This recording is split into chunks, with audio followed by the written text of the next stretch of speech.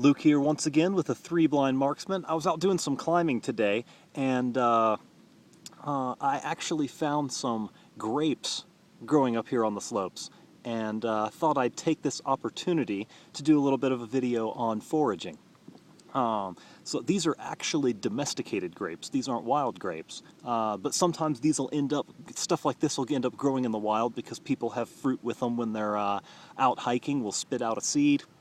Seed ends up taking root and growing, and these things will propagate in the wild. So it's actually fascinating. You don't always just find wild plants. You do find farm type plants growing out here. So these aren't so different than what you'd find in the grocery store, other than they have a bit more of an acid taste to them. And of course, typically in a grocery store you'd find seedless grapes.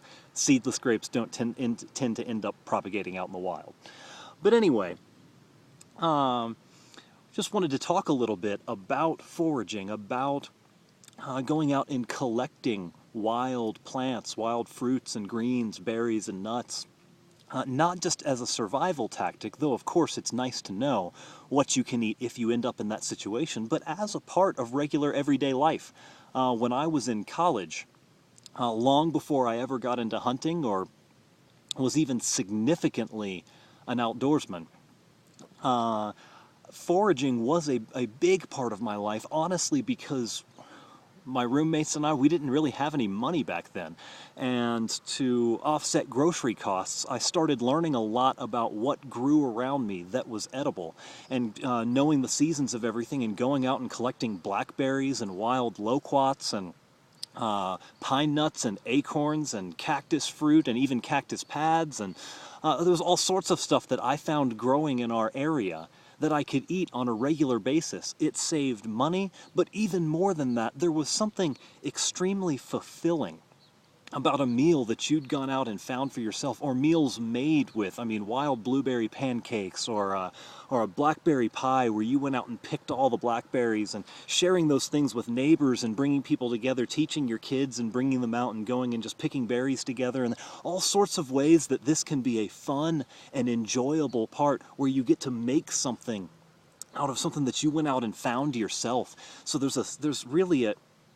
there can be a community element to it. There's absolutely a satisfying and fulfilling element to this.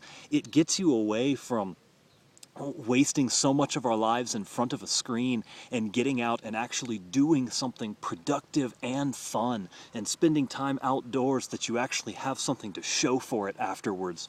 And so I would highly encourage taking some time and learning what in your area, because in any area you live, there are things that grow that are delicious, have significant nutrients, and just would be a unique thing to add to your diet, help with your budget, and just a fun thing that you or even your family or friends could do together as a part of your everyday life to bring a little bit of frontier, a little bit of nature, a little bit of fun and productivity, to change up the pace and just have I don't know, it's just a really fun part. I love it being a part of my life.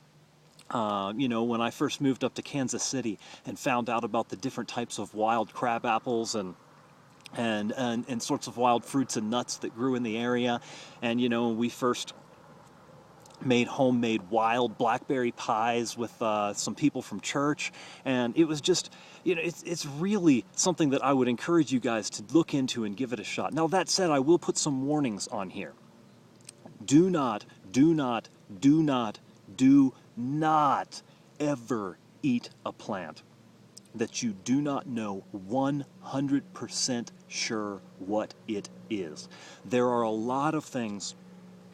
Elderberries, for example, are a delicious wild fruit. Water hemlock looks a whole lot like them, but would kill you. So it's not something to take lightly, to just run out and grab the first berry you find, or, hey, this looks like something that I buy in the grocery store, I bet you it's edible. So take your time and do your research. But as you do, what you'll find is there's actually a whole lot more that is edible and tasty growing right around you than you ever realized. And so this is something that I think, with careful research, that I would highly encourage you guys to do, to get out and enjoy God's creation, both in sight, smell, and finally in taste, by going and spending time walking around in the woods and gathering up these things to go home and make food with, or just eat as a snack. So anyway, just something I wanted to share while I was up here, since I found these grapes, which are delicious, by the way. And so I would love to hear, if you guys go out, what you guys find, the different things you guys end up collecting and making. So please share your stories in the comments section. Let me know. I'd love to hear more about it. We could swap recipes. It would be great. So in the meantime, I'm going to go ahead and hit the rest of this ridge, and I'll see you guys in the woods.